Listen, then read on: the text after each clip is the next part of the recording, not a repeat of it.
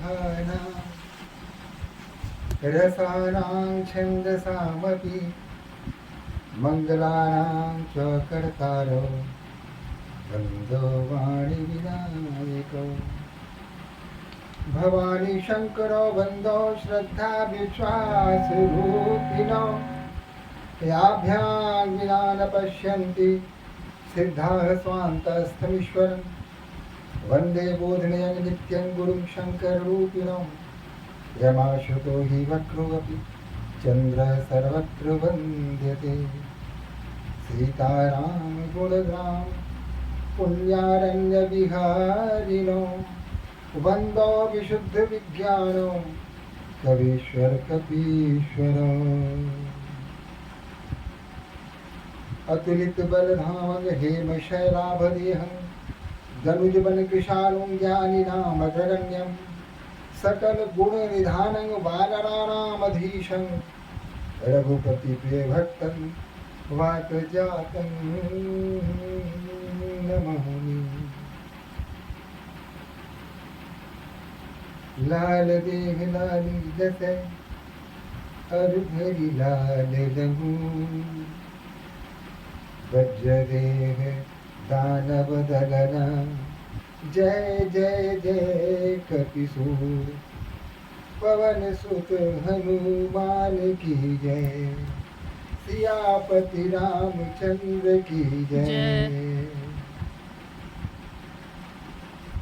श्री गुरु चरण सरोज रज निजमन मुकुर सुधारी बरनऊ रघुवर विमल यशु जो दायक फलचारी बुद्धिहीन तनु जानिकै सुमिरो पवन कुमार बल बुद्धि विद्या देहु मोहि हरहु कलेश विकार।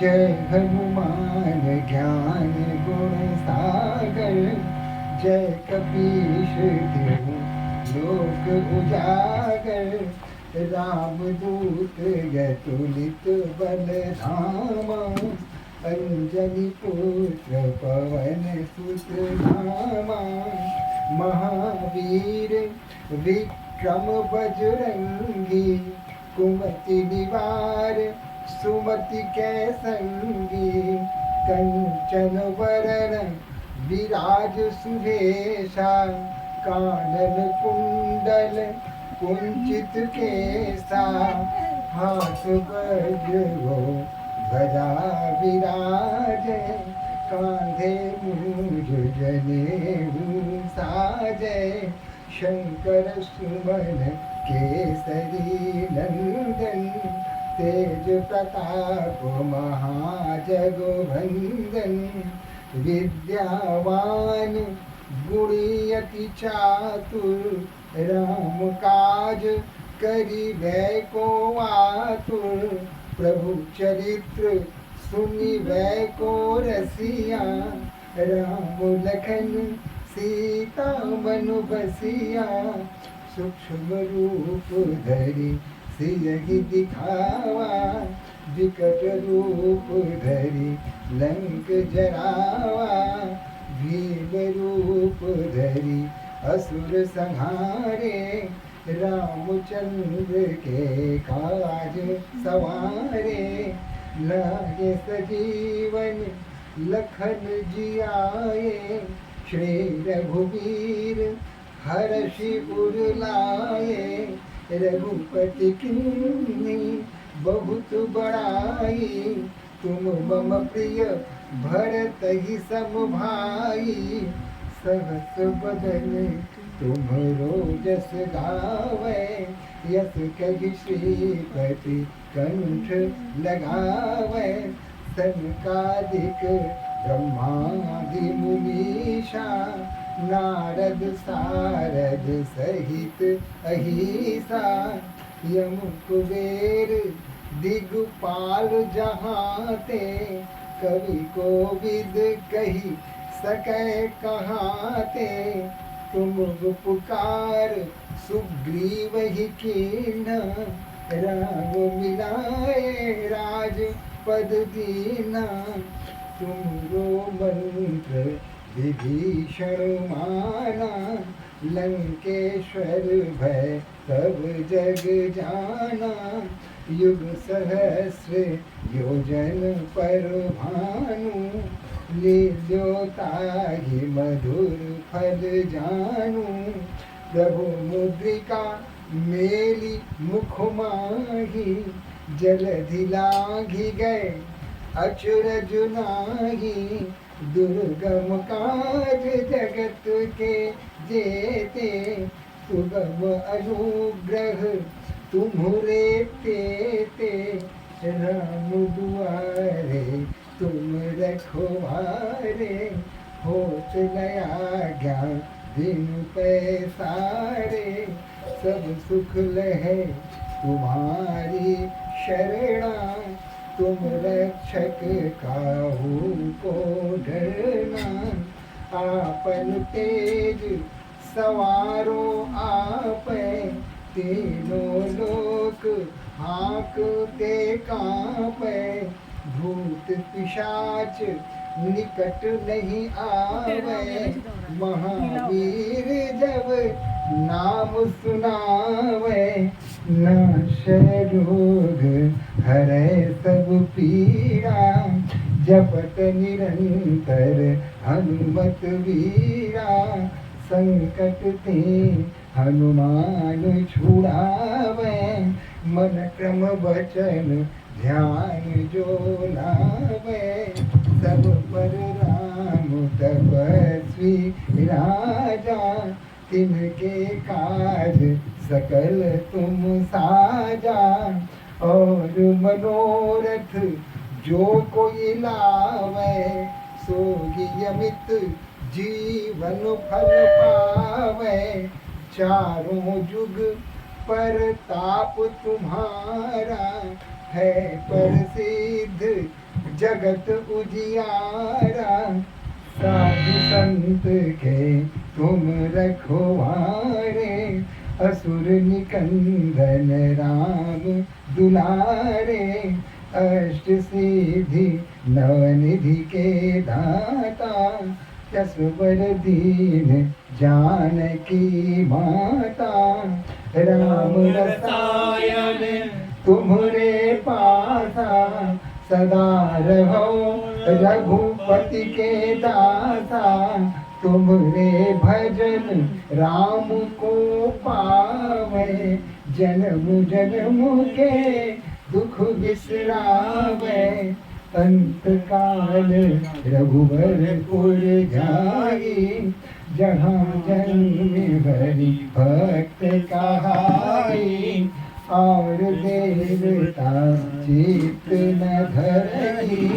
हनुमत से ही सर्व सुख करई, संकट कटे मिटे सब पीड़ा, जो सुमिरै हनुमत बलवीरा, जय जय जय हनुमान गोसाई, कृपा करहु गुरुदेव की नाई, जो शत बार पाठ कर कोई, छूटे बंदी महासुख होई, जो यह पढ़े हनुमान चालीसा, हो सिद्धि साखी गौरीसा, पवन तुलसीदास सदा हरि चेरा, की जय नाथ हृदय मह डेरा,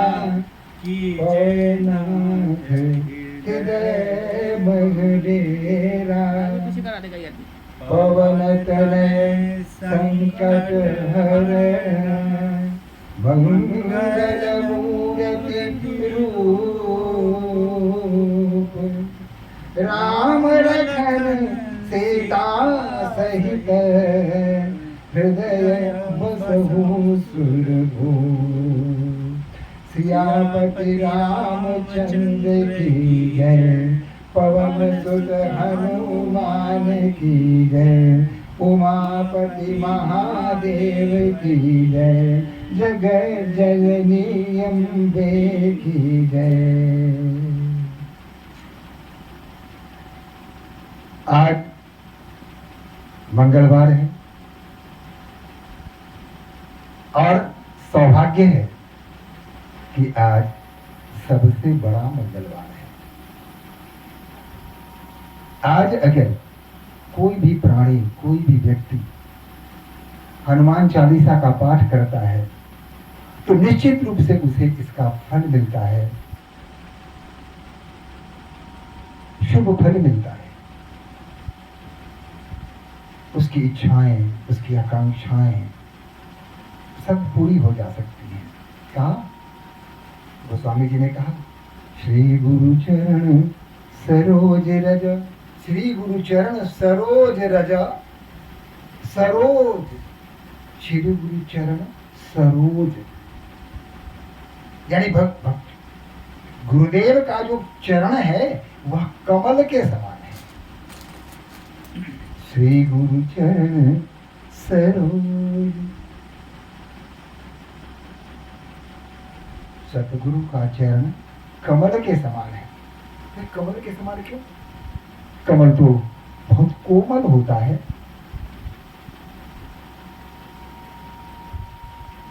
फिर ये कैसी बात हो गई कि कोमलता से श्री गुरु के चरणों की तुलना की गई? लेकिन यहां देखने की बात है, सरोज ही क्यों, गुलाब क्यों नहीं? श्री गुरु चरण है, गुलाब रजा क्यों नहीं? चमेली रजा क्यों नहीं? बेली रजा क्यों नहीं? पुरहुल रजा क्यों नहीं? फूलों में श्रेष्ठ कमल, कोई भी फूल का नाम लिया जा सकता था। श्री गुरु चरण सरोज रज, सरोज ही क्यों? इसका उत्तर है कि गुरु उस कमल के समान है जो इस नश्वर संसार में रहकर भी इस संसार का कोई प्रभाव उन पर नहीं पड़ता है। काम, क्रोध, मद, रोग ये सबसे अछूते, इस सबसे ऊपर उठ चुके होते हैं। वहां कोई राग नहीं होता, वहां कोई इच्छा शेष नहीं रहती, वहां कोई कामना नहीं रहती, वहां कोई वासना की गंध नहीं होती। इसलिए गुरु की चरण सरोज के समान है जो हमेशा पानी में रहता है लेकिन पानी के भीतर नहीं रहता, पानी के ऊपर रहता है। जिस प्रकार कितना भी पानी बढ़ जाए कमल उस पानी में डूबता नहीं, सदैव पानी के ऊपर ही रहता है।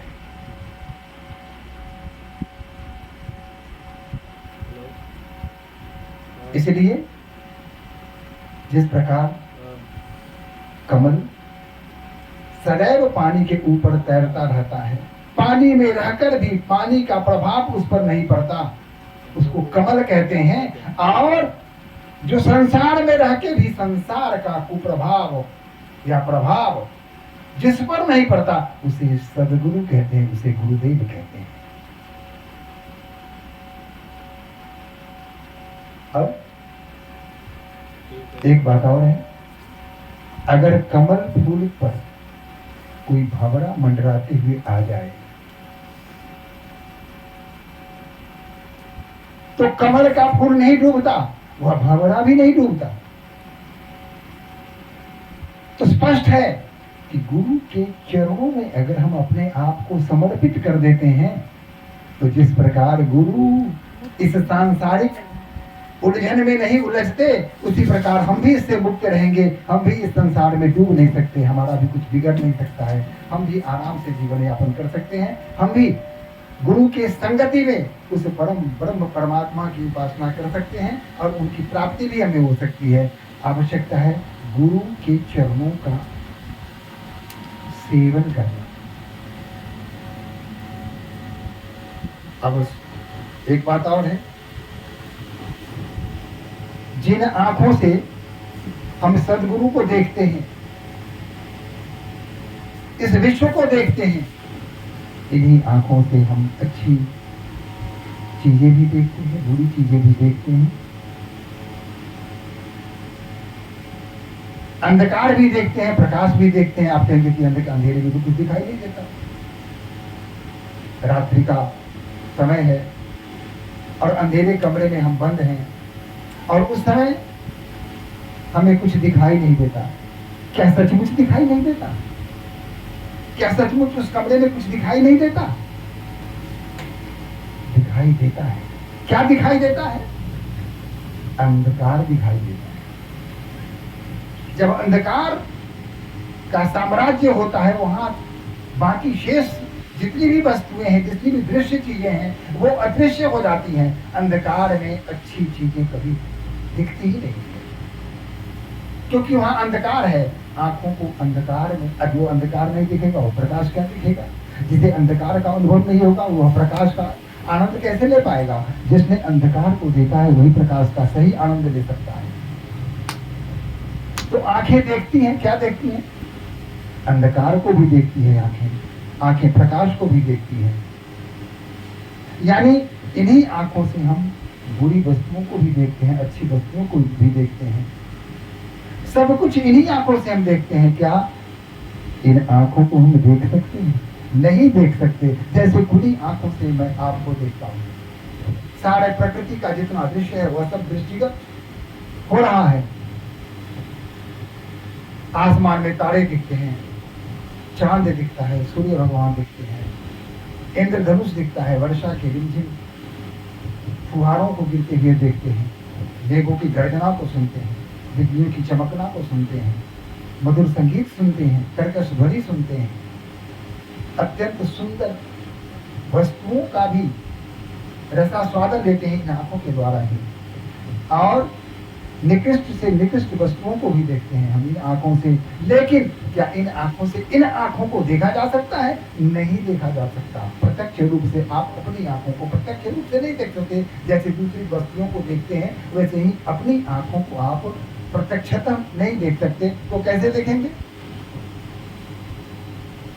दर्पण के सामने आपको आना पड़ेगा। जब तक सामने दर्पण न हो, आप अपनी आंखों को नहीं देख सकते।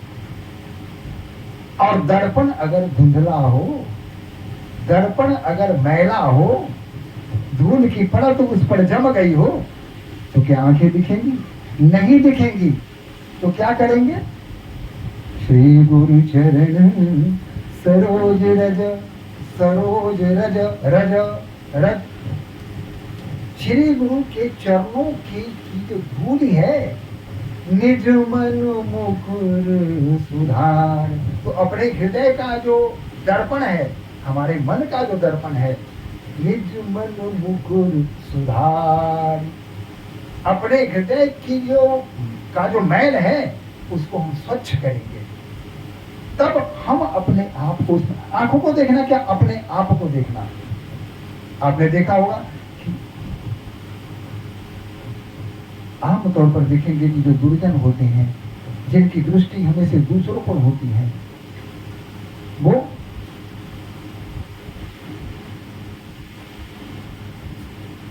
वचन कठोर सदा रहेगी, जिनकी वचन हमेशा कठोर होती है। सहस नयन पर दोष निहारे, वचन कठोर जदाति प्यारे। सहस नयन पर दोष निहारे। क्योंकि हम दूसरों के दोष को तो देख सकते हैं इन आंखों से, लेकिन अपने जो हमारे हृदय में दोष है, उसको इन आंखों से देखना सहज नहीं है, आसान नहीं है, कठिन है। इसको देखने के लिए निज मन मुकुर सुधार, आपको अपने हृदय का जो दर्पण है, इसे स्वच्छ करना पड़ेगा। और स्वच्छ कब होगा? श्री गुरु चरण सरोज रज। श्री गुरु चरण के कमल रूपी जो चरण है, उसके रज, उसकी धूल से अपने हृदय को हम सुधारेंगे। तो क्या आप धूल लेकर के ऊपर से मल लेंगे, आपका हृदय स्वच्छ हो जाएगा? नहीं, हमें श्री गुरु के पास रहना पड़ेगा, उनका सानिध्य लेना पड़ेगा, उनका शिष्यत्व ग्रहण करना पड़ेगा, उनकी आज्ञा का पालन करना पड़ेगा, उनका अनुकरण करना पड़ेगा। तब जाकर, इसी को कहते हैं स्वच्छ करना। जब श्री गुरु की बातों को हम आत्मसात करेंगे, उनके बताए हुए मार्ग का हम अनुसरण करेंगे, तो स्वतः हमारा हृदय स्वच्छ हो जाएगा, हृदय का दर्पण पवित्र हो जाएगा और हम उसमें अपने आप को स्वयं का दर्शन कर सकेंगे, स्पष्ट रूप से देख सकेंगे। तब हमें पता चला कि हमने कहाँ दोष है, कहाँ गुण है, कहाँ हमसे भूल हुई और कहाँ हमने अच्छा किया, क्या हमने बुरा किया। अपने सारे कर्मों का हिसाब किताब आईना दिखा देता है, आपका हृदय आपको दिखा देगा और तब आपका चित्त शांत हो जाएगा। आपके मन में जो राग है, आपके मन में जो रज, कहते हैं ना कि दो प्रकार की वृत्ति होती है, रजोगुण और तमोगुण, सतोगुण, तीन होते हैं। रजोगुण में कामनाएं बलवती होती हैं, मन में इच्छाएं हुई और बस चल पड़े उस इच्छा को पूर्ति करने के लिए, बिना कुछ सोचे समझे चल पड़े। तमोगुण में अगर मेरे अनुकूल कोई बात नहीं हो रही हो, कोई काम नहीं हो रहा है, तो हम क्रोध में आ जाएंगे।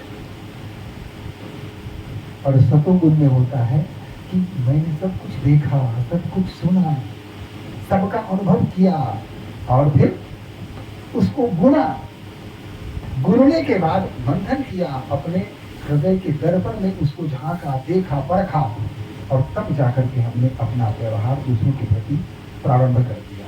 अगर बिना सोचे, बिना गुने, बिना समझे, अगर हमने बिना अपने हृदय में देखे हुए, बिना झांके हुए, बिना अपने प्रतिबिंब का दर्शन किए अगर हम कुछ भी बोलते हैं तो असंगत होगा, वह दुखदायी होगा, दूसरों को ही पीड़ा होगा। ऐसी वाणी बोलिए मन काया पाखोए, औरन को शीतल करे, आप शीतल होए। वाणी ऐसी हो जिसमें मन का आपाक होए, हमारे मन में किसी प्रकार का कोई अहंकार न हो, हमारी भाषा अहंकार विहीन हो, अहंकार रहित हो। जब तक हम अहंकार को अपने हृदय से नहीं निकालेंगे, हमारी भाषा मृदुल नहीं होगी, हमारी भाषा कोमल नहीं होगी, हमारी भाषा में मृदुलता नहीं आएगी, कोमलता नहीं आएगी, विकास नहीं भरेगा।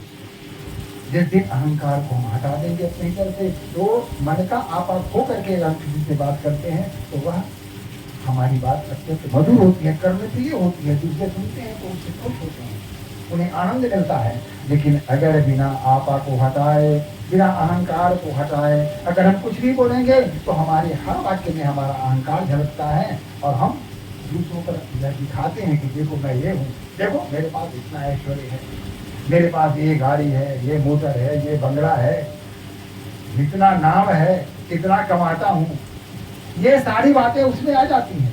तो मन का आपा जब तक आपके मन में है तब तक आप दूसरों के प्रति कहीं भी सहज व्यवहार कर ही नहीं सकते। और सहज व्यवहार करने के लिए आपा को, अहंकार को हटाना अत्यंत आवश्यक है। अहंकार तभी हटेगा जब आपका हृदय स्वच्छ होगा, हृदय का दर्पण तभी स्वच्छ होगा जब श्री गुरु चरण सरोज रज निज मन मुकुर सुधारा।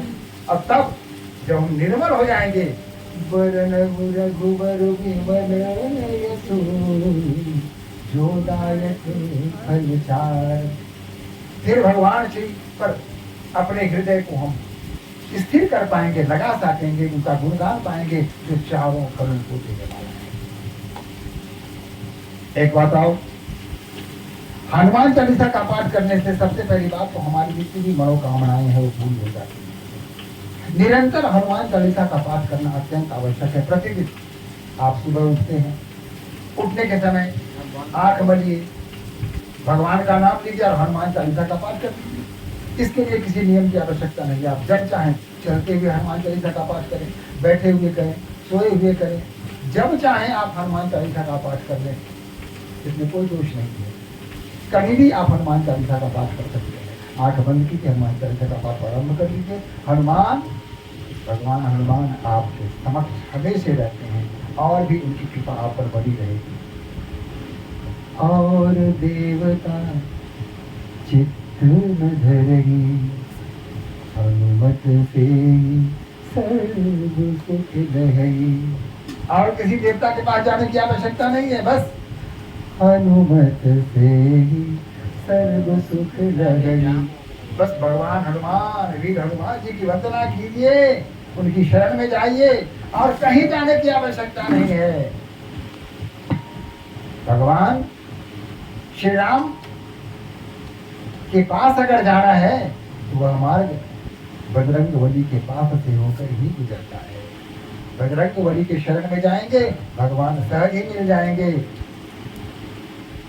दुनिया चले ना श्री राम के बिना और राम जी चले ना हनुमान के बिना।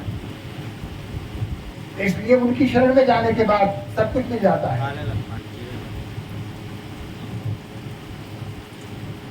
यही नहीं, जैसा कि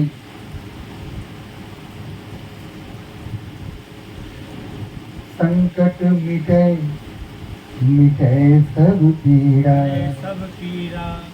जो सुमिरै हनुमत बलबीरा। संकट कटे, अगर कोई संकट आसन्न संकट है, आने वाला संकट है, अगर भगवान श्री राम के साथ उनके पहले अगर वीर हनुमान जी को स्मरण करेंगे, वो संकट अपने आप दूर हो जाएगा। जय जय हनुमान। मिटे सब पीड़ा, और जितनी शारीरिक पीड़ाएं हैं वो भी मिट जाती है। हमारे मैथिली भाषा के एक कवि हैं, आधुनिक कवि हैं, गीतकार हैं, राम भक्त हैं, हनुमान जी के परम सेवक हैं, स्नेहलता जी। और स्नेहलता जी ने, हालांकि उनकी जो भाषा है उन्होंने मैथिली भाषा का ही अनुसरण किया है कि कर वज्र गदा वरधारी जयवत वाले। किसी भी संकट से हनुमान आपको बचाने वाले हैं। सीता की सुधि चले लगा दी, रणवन करत पुछारी, सत योजन सागर को लांघ दो, लंका में बहुधारी। 7 योजन समुद्र को लांघ गए, भगवान श्री राम का जय श्री राम कहा और लांघ गए और लंका में पहुंच गए। ऐसे वीर थे। जब लक्ष्मण जी को बाण लगा तो सुखेन वैद्य को सोते में ही उठा लाए। उसको पता भी नहीं चला सुखेन को कि मैं कहाँ हूँ। उठा के जब यहाँ ले आए तो आंखें खुली उसकी, मैं कहाँ हूँ। चारों तरफ से सिर्फ भालू और बंदर चारों तरफ बैठ गए। भाई मैं इसे कहा, कौन ले आया यहाँ?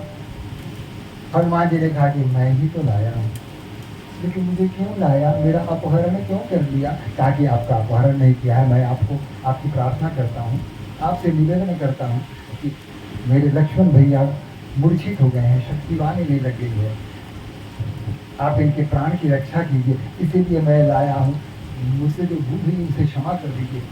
नम्रता, वीरत्व अगर है तो विनम्रता वहां पहले है, और जहां वीरत्व नहीं है वहां नम्रता कैसी? वह नम्रता खोखली हो जाती है, उस नम्रता का कोई महत्व नहीं रहता। वहां नम्रता कायरता का द्योतक है। अगर आप शक्तिशाली हैं, उस समय आप मधुर वाणी से किसी निर्बल के सामने उसका सत्कार करते हैं, तो यह आपकी महानता है। लेकिन आपके शरीर में दम है ही नहीं, आप किसी काम के नहीं हैं, और तब उस समय अगर आप विनम्रता दिखाते हैं तो वह विनम्रता कायरता का सूचक है। तो अरे एक दबा हुआ आदमी क्या बोलेगा, नहीं आता है, ये क्या कर देगा, ये कुछ कर देने वाला नहीं है।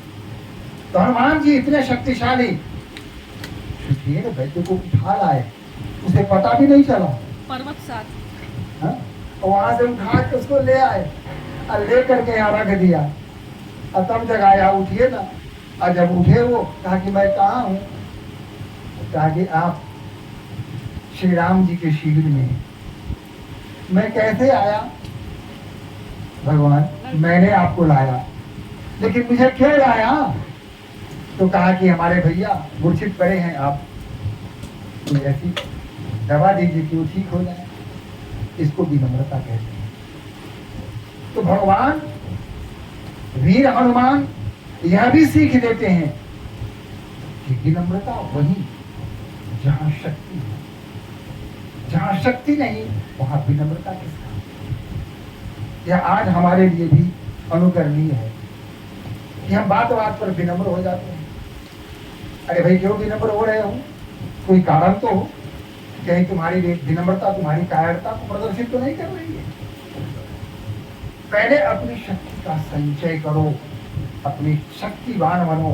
जब तक तुम शक्तिवान नहीं बनो, चाहे किसी प्रकार से शक्तिवान बनो, चाहे बौद्धिक रूप से बनो, शारीरिक रूप से बनो, लेकिन शक्तिमान बनो। जब शक्तिमान बन के और किसी को तुम क्षमा करते हो तो वह क्षमा नित्य है। क्षमा सो होती उस भुजंग को जिसके पास गरल है, उसी नहीं जो तंत्रहीन विषरहित विनीत सरल है। तो क्षमा उसी को जो शक्तिशाली है, सामर्थ्यवान है। क्षमा अगर वह किसी को करता है तो है। तो इसलिए आज ज्यादा नहीं, समय भी हो चुका है लगभग। तो आज चूंकि मंगलवार का दिन है, महीने का सबसे बड़ा है दिन, आज अत्यंत शुभ मुहूर्त है। अतः एक बार फिर प्रार्थना करता हूँ कि हनुमान चालीसा का पाठ अगर आप अपने जीवन में उतारेंगे तो संकट कटे मिटे सब पीड़ा। जो सुमिरे हनुमत बलबीरा, जो हनुमत बलबीरा का स्मरण करेगा, महावीर हनुमान का स्मरण करेगा, उसकी सारी समस्याओं का समाधान स्वयं में हो जाएगा। लेकिन शक्ति संचय करना आप ही को पड़ेगा, ये आपका दायित्व है। सब कुछ भगवान ही नहीं देते, कुछ आप भी जो दे सकते हैं वो लीजिए। शक्ति संचय करना आपका दायित्व है, वह आप कर सकते हैं। जो उनको देना है वो देंगे, जो आपको लेना है वो लीजिए। आप लेंगे तभी ना कोई देगा, आप लेंगे ही नहीं तो कोई देगा क्या खा? इसलिए चलिए एक बार भगवान का भजन कर लेते हैं। श्री राम जय राम जय जय राम, श्री राम जय राम जय जय राम, श्री राम जय राम जय जय राम, श्री राम जय राम जय जय राम। संकट मोचन जय हनुमान, संकट मोचन जय हनुमान, श्री राम जय राम जय जय राम। ओम सहना भवतु सहनो भुनक्तु सह वीर्यकरवावहै तेजस्विनाधीनमस्तु मा विद्विषावहै। ओम शांति शांति